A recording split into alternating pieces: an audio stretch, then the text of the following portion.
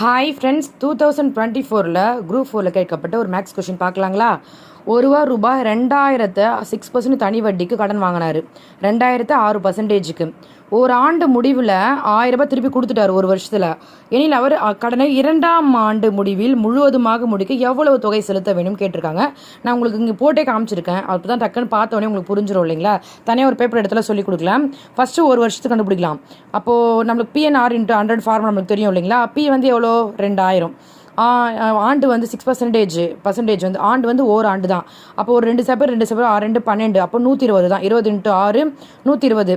இப்போ என்ன பண்ணுறேன், இது வந்து ஒரு வருஷத்துக்கான வட்டி சரிங்களா? தொகை தான் நமக்கு மொத்தம் எவ்வளோ தொகைன்னு கேட்டிருக்காங்க. இப்போ பாருங்கள், அவர் ஒரு ஆண்டு முடிவில் 1000 திருப்பி கொடுத்துட்டாரு. நம்ம 2வது வருஷம் கண்டுபிடிக்க போகிறப்போ ஆல்ரெடி அசல் வந்து 2000, அதில் 1000 திருப்பி கொடுத்துட்டாரு. நம்ம 2000 கண்டுபிடிக்கக்கூடாது, 1000 தான் கண்டுபிடிக்கணும்.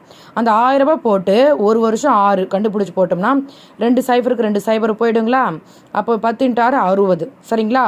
இப்போ நம்ம வட்டி வந்து ஃபஸ்ட் வருஷத்துக்கு 120, செகண்ட் வருஷத்துக்கு 60, மொத்தம் 180 கிடச்சிருக்கு. ஆல்ரெடி நம்மளுக்கு வந்து 1000 திருப்பி கொடுத்துட்டாரு இல்லைங்களா? 1000 மட்டும்தான் இருக்குது. அப்போது 1000 + 120 + 160 1180. இது உங்களுக்கு ரொம்ப சிம்பிளான கொஷின் தான்.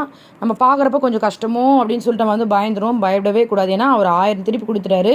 முழுவதுமாக முடிக்க எவ்வளோ தொகை செலுத்த வேணும்னு தான் கேட்டிருக்காங்க. ஆல்ரெடி 1000 கொடுத்துட்டாரு. ஒரு 1000 ஒரு 120 ஒரு 60 கொடுக்கணும். அவ்வளோதான். ரொம்ப ஈஸியான கொஷின் தான் நம்ம பார்த்துருக்கோம் சரிங்களா? இது அப்படியே ஞாபகம் வச்சுக்கோங்க. ஒரு சின்ன நம்ம என்ன பண்ணுவோம், டப்புன்னு எடுத்து போட்டு ஃபஸ்ட் வச்சு 120, அதுக்கப்புறம் அப்படிலாம் கண்டுபிடிச்சி டக்குன்னு தப்பாயிடும். ஸோ அதனால் கவனமாக பார்த்துக்கோங்க.